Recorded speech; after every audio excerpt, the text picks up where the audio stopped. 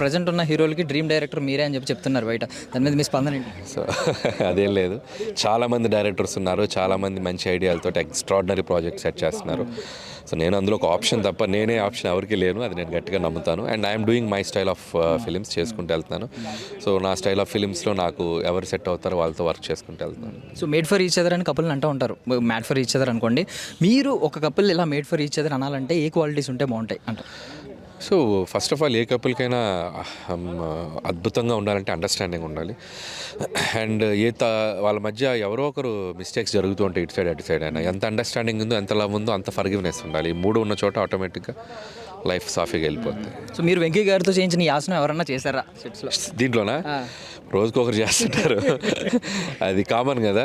And 10 జంటలు కదా, చాలా ఇంట్రెస్టింగ్ ఉంది. ఒక్కొక్క జంటకి మన ఇంటి పక్కింటి గొడవలు, ఎదురింటి గొడవలు. సో ఇట్స్ లైక్ డిఫరెంట్గా ఉంది. అండ్ దాన్ని చాలా మెచ్యూరిటీగా హ్యాండిల్ చేస్తున్నారు. ఎవరు కూడా అది సిల్లీగా చేయట్లేదు, అండ్ మెచ్యూరిటీగా హ్యాండిల్ చేస్తున్నారు. అండ్ మాకు కూడా చూస్తుంటే డిఫరెంట్ ఎక్స్పీరియన్స్ ఉంది.